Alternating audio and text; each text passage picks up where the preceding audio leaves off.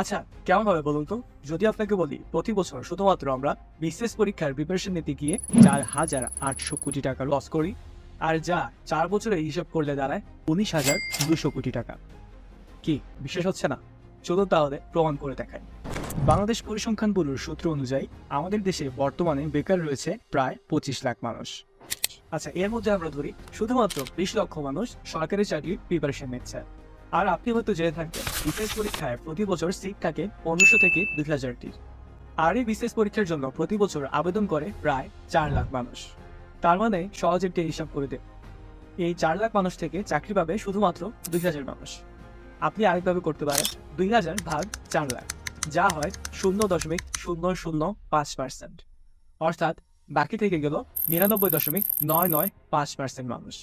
আর এরাই পরবর্তী বছরে আবারও বিসিএস পরীক্ষার জন্য প্রিপারেশন নেবে। এবার আরেকটি হিসাব করে দেখুন, এই ৪ লাখ মানুষ যদি সরকারি চাকরির পিছনে না ছুটে শুধুমাত্র ১০,০০০ টাকার একটি চাকরিও করতো, তাহলে তাদের প্রতি মাসে ইনকাম হতো ৪ লাখ ইন্টু ১০,০০০, যা হয় ৪০০ কোটি টাকা। আর এটি শুধুমাত্র আমি এক মাসের কথা বললাম। পুরো বছরে যেটি হবে ৪০০ ইন্টু ১২, যা হচ্ছে ৪,৮০০ কোটি টাকা। যারা বিসিএস পরীক্ষার জন্য প্রিপারেশন নেয় তারা ৪ থেকে ৫ বছর হাতে নিয়ে কিন্তু প্রিপারেশন নেয়। তার মানে ৪,৮০০ গুণন ৪, অর্থাৎ ১৯,২০০ কোটি টাকা। তাহলে আপনি ভেবে দেখুন, শুধুমাত্র এই বিসিএস পরীক্ষার পিছনে ছুটতে গিয়ে আমরা প্রায় ১৯,২০০ কোটি টাকা লস করছি। শুধু তাই নয়, একজন মানুষের যে সময়টিতে সবচেয়ে বেশি কাজ করার ক্ষমতা থাকে, আমরা সেই সময়টি অপচয় করছি শুধুমাত্র চাকরির প্রিপারেশন নিতে গিয়ে। তাহলে আপনার মনে হয়তো কোশ্চেন আসতে পারে, কেন আমরা এই সরকারি চাকরির পিছনেই ছুটে বেড়াচ্ছি? তা নিয়ে থাকছে আমাদের আজকের ভিডিও। আমি রিয়াদ, আপনারা দেখছেন টেকি অক্টোপাস। চলুন তাহলে শুরু করা যায়। ছাত্র জীবন শেষ করার আগে কিংবা পরে সবারই একটি স্বপ্ন থাকে, সরকারি চাকরি নামের সোনার হরিণের। আর এই সোনার হরিণের পিছনে ছুটতে গিয়ে আমরা হারিয়ে ফেলছি আমাদের কর্মক্ষম ৪ থেকে ৫টি বছর। বর্তমানে বলা যায় সরকারি চাকরির বাজারই সবচেয়ে বেশি, কারণ বেসরকারি চাকরিতে রয়েছে নানা ধরনের অনিশ্চয়তা, অতিরিক্ত খাটনি আর নেই কোনো সময় জ্ঞান। তাই অনেকেই বেসরকারি চাকরিতে যেতেই চায় না। এখন তো একটি ছেলের লক্ষ্য হয়ে গিয়েছে সরকারি চাকরি, তা না হলে বিয়ের বাজারে নাকি মেয়ে পাওয়া যায় না। কথাটি শুনতে হাস্যকর হলেও এটিই কিন্তু বাস্তবতা। এখন আমরা উত্তর দিব কেন সবাই সরকারি চাকরির পেছনেই ছুটে চলেছে। বর্তমানে সরকারি চাকরির বেতন স্কেল অনেক বেশি বাড়ানো হয়েছে। যোগদানের শুরুতেই মিলছে ভালো পরিমাণে বেতন। এর পাশাপাশি প্রতি বছর ৫% হারে বেতন বৃদ্ধি, প্রশিক্ষণের মাধ্যমে দক্ষতা বৃদ্ধি, পদোন্নতির সুনির্দিষ্ট নীতিমালা, চাকরির নিরাপত্তা, পর্যাপ্ত ছুটি, পরিবহন ও আবাসন সুবিধা, সন্তানদের স্কুলে ভর্তির ক্ষেত্রেও অগ্রাধিকার, আর অবসরকালীন সুবিধার পাশাপাশি সামাজিক মর্যাদাও সরকারি চাকরির অন্যতম ভালো দিক। প্রথম শ্রেণীর পাশাপাশি দ্বিতীয়, তৃতীয়, এমনকি চতুর্থ শ্রেণীর চাকরিতেও বেতন কাঠামো আকর্ষণীয়। আর এই পদগুলোতে যারা যোগ দেন তাদের সমান শিক্ষাগত যোগ্যতা আর অন্যান্য যোগ্যতা নিয়েও বেসরকারি চাকরিতে সেই রকম সুযোগ সুবিধা পাওয়া যায় না। সেখানে সুনির্দিষ্ট বেতন কাঠামো না থাকা আর পদোন্নতির জন্য কাজের চেয়ে নিয়োগকর্তার সুনজরে পড়ার বিষয়ও থাকে। এছাড়াও নিয়মিত ছুটি সরকারি চাকরিজীবীরা ইচ্ছা মতোই কাটাতে পারে, কিন্তু বেসরকারি চাকরিতে সেই রকম কোনো সুবিধাই নেই। এমনকি অসুস্থতাজনিত ছুটির ক্ষেত্রেও বৈষম্যের দেখা মেলে। এছাড়া সরকারি চাকরিজীবীদের ছুটি জমলে তার বিনিময়ে তারা একটি হ্যান্ডসাম অ্যামাউন্টের টাকাও পায়, কিন্তু বেশিরভাগ বেসরকারি প্রতিষ্ঠানে এমন কোনো নিয়মই নেই। তবে বলা যায় সরকারি চাকরিতে সবচেয়ে বেশি যে জিনিসটি কাজ করে সেটি হচ্ছে চাকরির নিশ্চয়তা। এই জিনিসটি বেসরকারি চাকরির পেছনে নেই বললেই চলে, যার কারণে বেসরকারি চাকরিতে যে কোনো সময় চাকরি চলে যেতে পারে, আর সরকারি চাকরিতে তা যাওয়ার কোনো টেনশনই থাকে না। সামাজিক স্বীকৃতিও কিন্তু সরকারি চাকরিতে একটি বড় কারণ। আর এছাড়া ক্ষমতা ব্যবহারের চর্চা তো সরকারি চাকরিতে রয়েছেই। একজন সরকারি কর্মকর্তা যেভাবে তার ক্ষমতা চর্চা করতে পারেন, সেভাবে একজন বেসরকারি খাতে সর্বোচ্চ পদধারী ব্যক্তিও ক্ষমতা চর্চা করতে পারেন। সরকারি চাকরিতে নির্দিষ্ট কর্মঘণ্টা রয়েছে, আপনার কাজের সময় শেষ, এর বাইরে আপনাকে কেউ কাজ করাতে পারবে না। কিন্তু বেসরকারি চাকরিতে এই জিনিসটি চিন্তা করাও কষ্ট। কাজের কোনো সময় আছে বলে ধরা যাবে না, ২৪ ঘন্টাই আপনাকে কাজের মধ্যেই থাকতে হবে।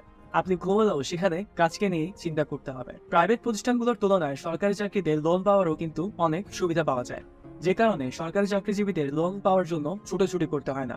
আর ভবিষ্যৎ নিয়েও কোনো চিন্তা নেই, আছে পেনশন, প্রভিডেন্ট ফান্ড, গ্র্যাচুইটির ব্যাপারটাও। সরকারি চাকরিতে আপনি যদি কোনো অপরাধও করে ফেলেন, তাও আপনার চাকরি তো সহজে যাবেই না। এর জন্য আপনি সর্বোচ্চ পেতে পারেন কাজ থেকে সাময়িক অব্যাহতি কিংবা ট্রান্সফার।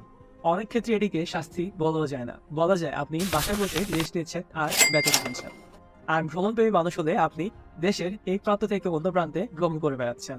অনেক তো শুনলাম সরকারি চাকরির সুবিধাগুলো, এবার তাহলে জেনে আসি সরকারি চাকরিতেও কি ধরনের অসুবিধা রয়েছে। প্রথমেই যারা সরকারি চাকরির জন্য প্রিপারেশন নিচ্ছে তাদের জন্য সবচেয়ে বড় অসুবিধা হলো এই সরকারি চাকরির বয়স সীমা হচ্ছে 30 বছর। তার মানে আপনার বয়স যদি 30 বছরের বেশি হয়ে যায় তাহলে আপনি চাইলেও আর কোনো সরকারি চাকরির আবেদন করতে পারবেন না। আপনাকে এই 30 বছরের মধ্যেই সরকারি একটি চাকরি পেতেই হবে। বেসরকারি ভালো মানের চাকরিগুলোর সঙ্গে যদি আমরা তুলনা করতে যাই সেক্ষেত্রে কিন্তু সরকারি চাকরির বেতনটা তুলনামূলক কমই মনে হবে। এখানে আপনি অতিরিক্ত লভ্যাংশ কিংবা মুনাফা পাওয়ার সুযোগ কম। এক কথায় দুর্নীতির বাইরে সব সুযোগই এখানে নির্দিষ্ট। প্রমোশন কিংবা পদোন্নতি সরকারি চাকরিতে এই জিনিসটি খুব স্লো, আর কোনো কোনো পদে তো তা আবার হয়ও না। আপনি খুব কসরত করে একটি সরকারি চাকরিতে ঢুকলেন কিন্তু আপনার বেতন কিংবা প্রমোশন কিন্তু সেভাবে আগাবে না। আরেকটি সমস্যা হচ্ছে বদলি করে দেওয়া। শিক্ষকতা কিংবা আইন শৃঙ্খলায় নিয়োজিত পদ থেকে শুরু করে বিভিন্ন উচ্চপদস্থ পদেও বদলির বিষয়টি হরহামেশাই ঘটে থাকে। আরেকটি বড় অসুবিধা হচ্ছে অনেকেই মধ্যবিত্ত কিংবা নিম্নবিত্ত পরিবার থেকে উঠে এসেছে, যারা সরকারি চাকরির পেছনে ছুটতে গিয়ে 4 থেকে 5 বছর লস করে ফেলছে।